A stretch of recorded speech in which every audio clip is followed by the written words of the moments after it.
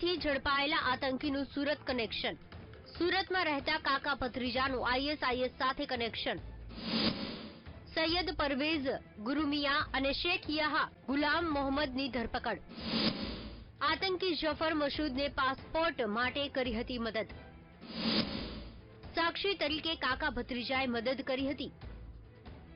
Al Qaeda તથા આઈએસઆઈએસઆઈ સાથે સાંઠગાંઠ ધરાવતા એક આતંકીનો સુરતથી ઇસ્યુ થયેલો પાસપોર્ટમાં કાકા ભત્રીજાની ધરપકડ કરવામાં આવી છે. ડિસેમ્બર 2015માં આતંકી જફર મસૂદની દિલ્હી ધરપકડ થઈ હતી.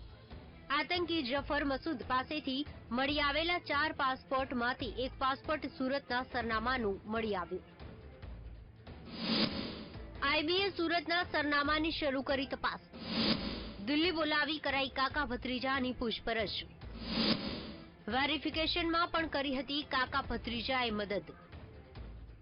જફર મસૂદ અહીંયા આવેલો ત્યારે મહોલ્લામાં રહેતો હતો, તો એ વખતે મસ્જિદમાં જવા, કોઈ દુકાનમાં કઈ ખરીદી કરવા જવા, આસપાસમાં આવતા જતા એમને બંનેની મિત્રતા થયેલી અને એ મિત્રતાના આધારે પછી એમણે આગળ બન્યા. એ બાબતે તપાસ ચાલુ છે અને થોડું એમાં જાણવા પણ મળ્યું છે કે એ ખોટું બનાવેલું છે. બંને આરોપીઓને લઈ અને ખરેખર કેટલો ટાઈમ રહ્યો હતો, એણે અહીંયા શું શું કર્યું છે, એમાં એમની સાથે કોણ કોણ બીજા સામેલ છે, એ બધી તપાસ ચાલુ છે. પણ આશરે 2002ની આસપાસ આ બનાવ બનેલાનો.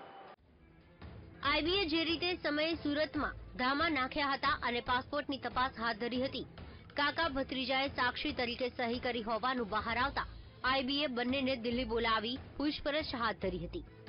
જે તે સમયે બંને અજાણ હોવાનું રટણ ચાલુ રાખતા આઈબીએ તેમને જવા દીધા હતા. પરંતુ તપાસમાં કાકા ભત્રીજાએ પાસપોર્ટના વેરિફિકેશનમાં મદદ કરી હોવાનું બહાર આવ્યું અને સ્પેશિયલ ઓપરેશન ગ્રુપે લાંબી તપાસના અંતે રાંદેર રહેતા સૈયદ પરવેઝ ગુરુમિયા અને શેખ યાહ ગુલામ મોહમ્મદની ધરપકડ કરી છે.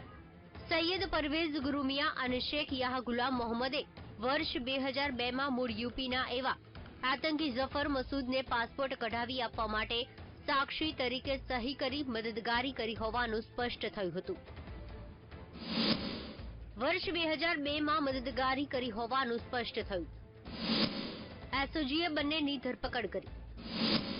2 તારીખ સુધીના રિમાન્ડ મંજૂર કરાયા.